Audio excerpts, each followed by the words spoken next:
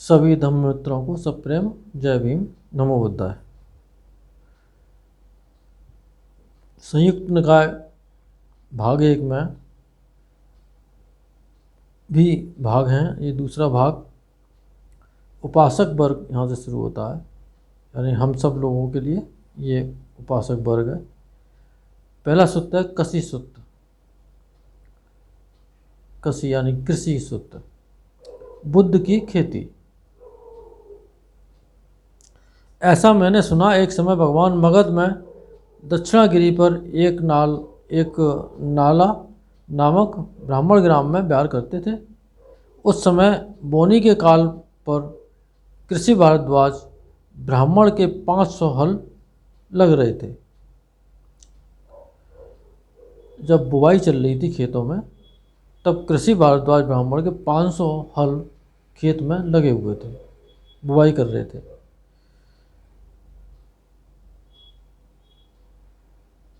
तब भगवान सुबह ही पहन और पात्र ले वहाँ कृषि भारद्वाज का काम लग रहा था, वहाँ गए।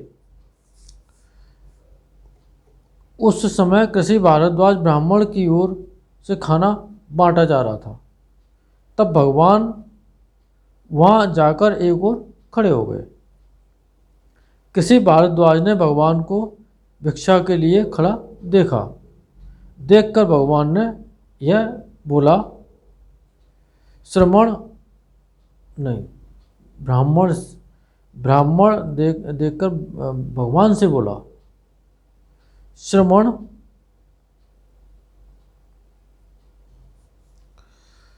मैं जोतता हूँ, बोता हूँ और मैं जोत बोकर खाता हूँ। श्रमण, तुम भी जोतो और बो, तुम भी जोत और बोकर खाओ। यानी कि मैं जो किसानी करता हूँ उससे जो उगता है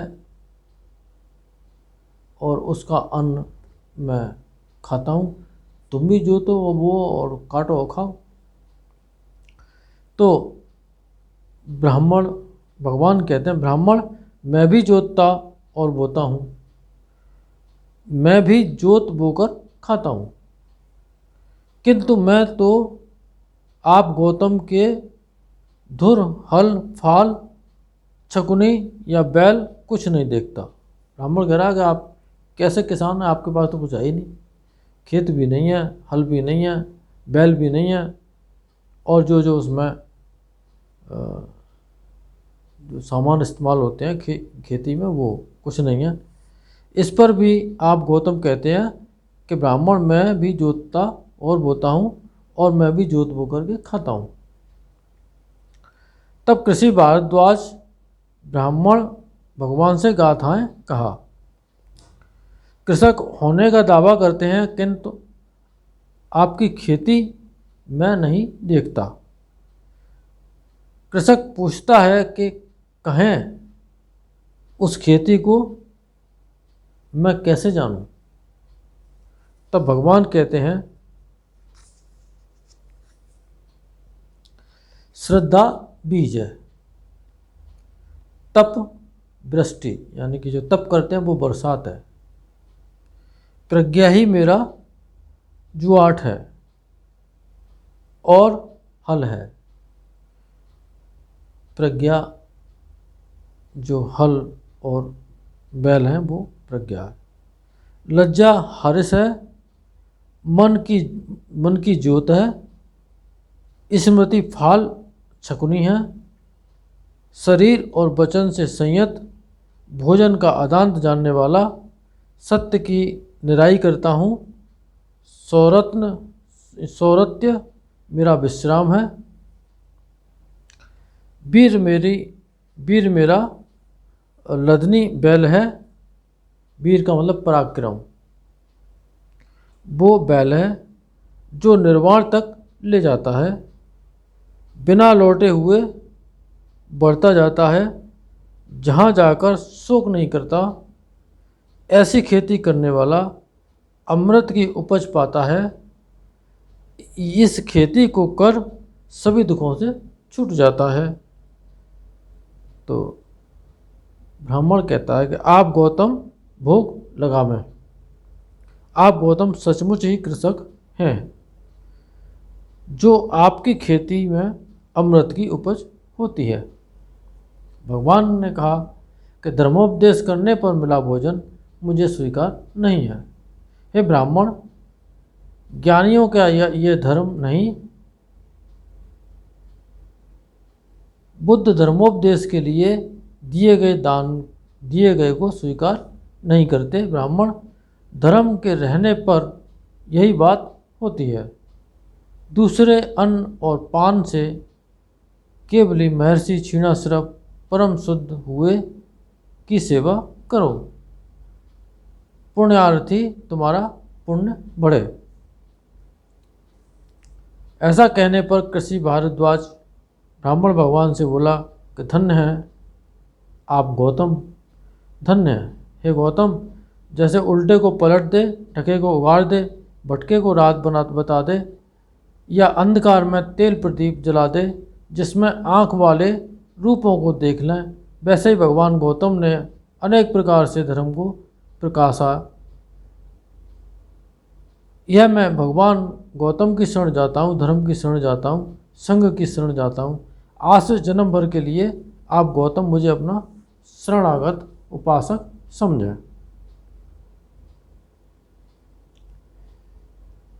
अब चूँकि उपासक वर्ग है, गृहस्थों के लिए है, तो वो 3 शरणों की शरण तो चले गए। ब्राह्मण कृषि भारद्वाज 3 शरणों की, 3 रत्नों की शरण चले गए, लेकिन रहे वो गृहस्थ ही। इसी वजह से जो उपासक वर्ग में आते हैं। और दूसरा जो सुत्त है, उदय सुत्त, बार बार भिक्षाटन। श्रावस्ती की घटना है। तब भगवान सुबह में पहन और पात्र चीवल ले जहाँ उदय ब्राह्मण का घर था वहाँ पधारे।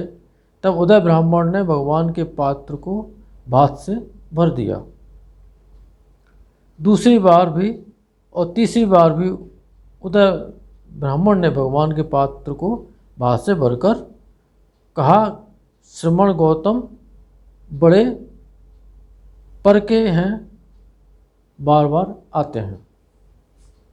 भगवान कहते हैं कि बार बार लोग बीज बोते हैं, बार बार मेघराज बरसते हैं, बार बार खेतियार खेत जोतते हैं, बार बार देश वालों को उपज होती है, बार बार याचक याचना करते हैं, बार बार दानपति दान देते हैं, बार बार दानपति दान देकर बार बार स्वर्ग में स्थान पाते हैं, बार बार ग्वाले दूध पीते हैं, बार बार बच्चा माँ के पास जाता है, बार बार मेहनत परिश्रम करते हैं, बार बार मूर्ख गर्भ में पड़ता है, बार बार जन्म लेता और मरता है, बार बार लोग शमशान में जाते हैं।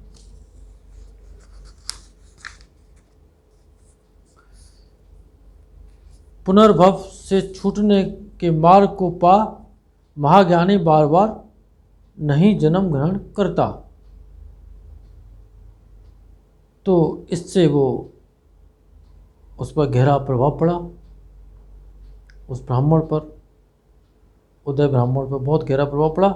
तो ठीक प्रकार से वो भगवान के सामने नतमस्तक हुआ और उनसे कहा भगवान से कि मैं आप बुद्ध धर्म और संघ की शरण जाता हूँ और आज से जन्म भर के लिए मुझे अपना शरणागत उपासक स्वीकार करें।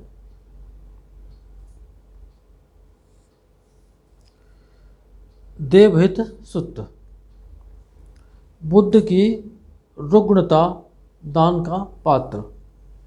श्रावस्ती में उस समय भगवान को वात की बीमारी हो गई थी। वायु विकार, जहाँ जिसमें पीड़ा होती है वो सभी वायु विकारों में आते हैं। आयुष्मान उपवान भगवान की सेवा में लगे थे। तब भगवान ने आयुष्मान उपवान को आमंत्रित किया, उपवान सुनो, कुछ गर्म पानी ले आओ। बनते बहुत अच्छा, कहे आयुष्मान उपवान भगवान को उत्तर दे पहन और पात्र चीवर ले जहाँ देवहित ब्राह्मण का घर था वहाँ गए। जाकर चुपचाप एक ओर खड़े हो गए। देवित ब्राह्मण ने आयुष्मान उपवान को चुपचाप एक ओर खड़े देखा। देखकर आयुष्मान उपमान को गाथा में कहा, चुपचाप आप खड़े, सिर मुड़ाए, संगाठी ओढ़े, क्या चाहते, क्या चाहने, क्या खोजते, क्या मांगने के लिए आए हैं। उपमान बोलते हैं, संसार के अर्थ बुद्ध मुनि बात रोग से पीड़ित हैं। यदि गर्म पानी है तो ब्राह्मण मुनि के लिए दो। पूजनीयों को जो पूज्य, सत्कार पात्रों में जो सत्कार के पात्र, तथा आदरणीयों में जो आदरणीय हैं, उन्हीं के लिए मैं चाहता हूँ। तब देवित ब्राह्मण ने गर्म पानी का एक भार और गुड़ की एक पोटली नौकर से मंगवा आयुष्मान उपमान को दे दिया। तब आयुष्मान उपवान जहाँ भगवान थे वहाँ गए। जाकर उन्होंने भगवान को गर्म पानी से नहला, गर्म पानी में कुछ गुड़ घोलकर भगवान को दिया। तब भगवान की तकलीफ कुछ घट गई। तब देवित ब्राह्मण जहाँ भगवान थे वहाँ आया। आकर भगवान को संबोधन किया। अवगत और कुशल क्षेम के प्रश्न पूछने के बाद एक ओर बैठ गया। एक और बैठ देवहित ब्राह्मण ने भगवान को गाथा में कहा, दान देने वाला किसे दान दे, किसको देने से महाफल होता है, कैसे यज्ञ करने वाले की कैसी दक्षिणा सफल होती है। भगवान ने बोला कि पूर्व जन्म की बातों को जिसने जान लिया है, स्वर्ग और अपाय की बातों को जो समझाता है, जिसकी जाति क्षीण हो गई है, जाति का मतलब जन्म खत्म हो गया, अब जन्म होगा नहीं, परम ज्ञान का लाभी मुनि, दान देने वाला इन्हीं को दान दे, इन्हीं को देने का महाफल होता है। ऐसे किसी यज्ञ करने वाले की ऐसी दक्षिणा सफल होती है। इतनी बात से, इतनी चर्चा भगवान के साथ देवहित आयुष्मान उपवान जो उस ब्राह्मण के यहाँ गए थे, देवहित ब्राह्मण के यहाँ पानी लेने गए थे, उसने गुड़ भी साथ दिया। और फिर वो कुछ देर के बाद भगवान को देखने के लिए वहाँ चला आया था। तब भगवान के साथ ये चर्चा हुई और इस चर्चा से उसे बहुत काफ़ी सम्यक उत्पन्न हुआ। धर्म के प्रति, भगवान बुद्ध के प्रति, संघ के प्रति बहुत ही श्रद्धा उत्पन्न हुई और वो तीनों रत्नों की शरण चले गए। और फिर भगवान से बोले कि भगवान आज से जन्म भर के लिए आप मुझे अपना शरणागत उपासक समझें।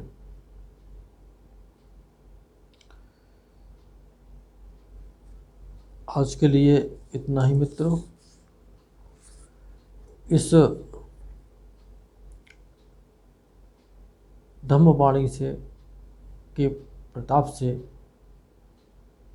आप सबका मंगल हो, भला हो, कल्याण हो, संसार के सारे प्राणी सुखी हों, सारे प्राणी सुखी हों, सुखी हों।